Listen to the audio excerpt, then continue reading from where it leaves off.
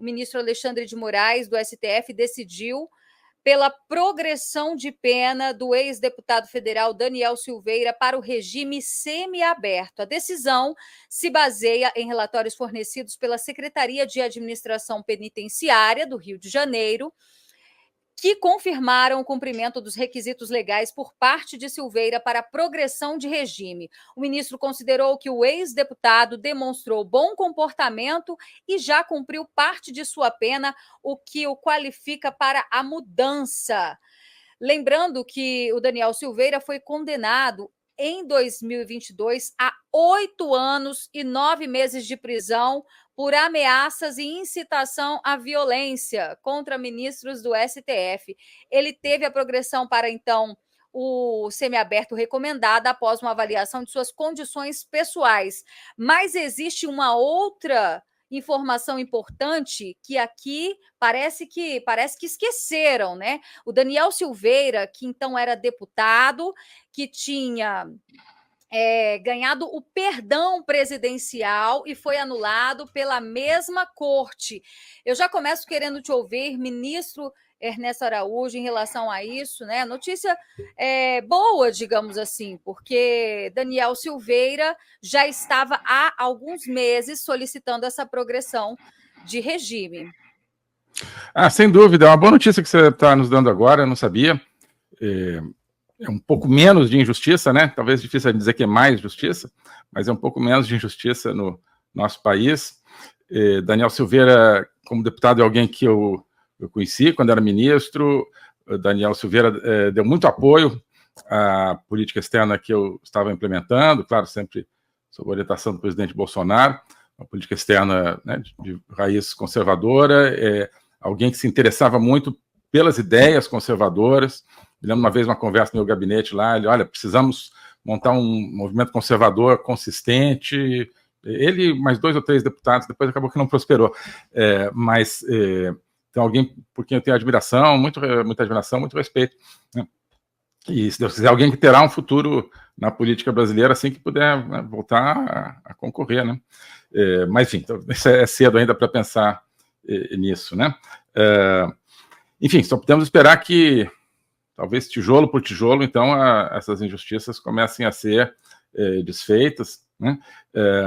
Eu me pergunto se isso tem a ver com a pressão internacional, né, que Alexandre de Moraes está sofrendo, não só no caso do Daniel, claro, mas todos os casos que ele maneja, inclusive o caso do X, né? Eu acho que está pegando mal em termos de imagem, está pegando mal em termos de atração de investimento para o Brasil, por causa da insegurança jurídica, está pegando mal pela imagem de ser um país que não é uma democracia, que é apenas uma democracia de fachada.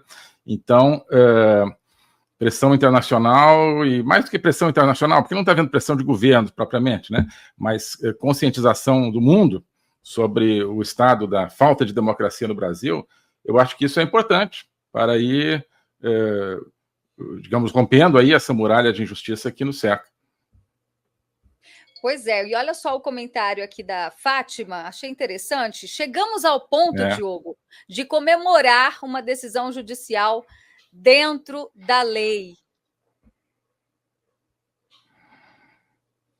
Na verdade, chegamos a comemorar uma decisão judicial dentro da lei, mas em circunstâncias ilegais.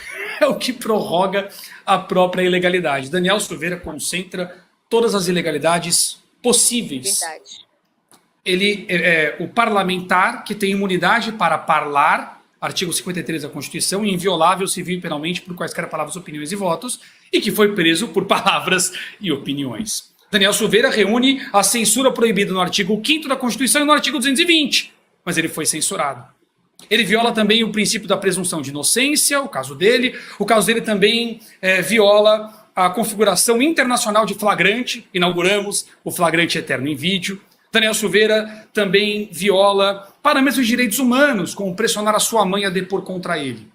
Daniel Silveira também teve a inconstitucional anulação do perdão presidencial, nos mesmos moldes do perdão do José Dirceu, que continua vigente. Aliás, ele estava discursando na Câmara recentemente. Daniel Silveira ainda teve violação da sua progressão de pena, multas abusivas variadas sem nenhum embasamento legal. E de quebra, permaneceu até agora irregularmente preso.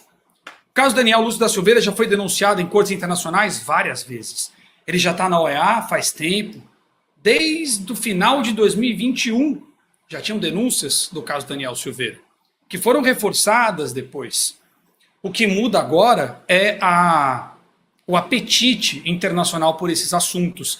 Recentemente, o Dr. Paulo Farias, um abraço, Dr. Paulo, parabéns pelo trabalho, foi aos Estados Unidos denunciar mais uma vez. Eu disse que essa denúncia de agora teria um peso diferente. Então eu quero concordar com o ministro. É claro que a pressão internacional faz diferença. Se já é difícil explicar tantos casos latentes de violações do direito, imagine contra um congressista. Como é que você explica para alguém lá fora que um deputado está preso porque a opinião dele desagrada? Como? De que forma? Como é que você explica uma coisa dessas?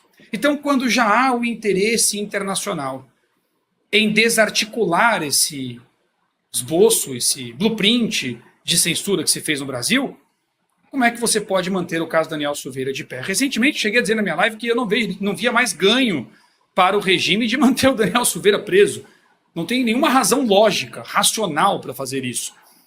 Sobre a perspectiva de projetar medo, já não projeta mais. Sobre a perspectiva do exemplo, já não serve mais de exemplo. Era, portanto, apenas uma fissura jurídica. É muito mais fácil para o regime lidar com o caso do passado do que com o caso presente. E soltar Daniel Silveira dá uma ideia de que o caso é passado.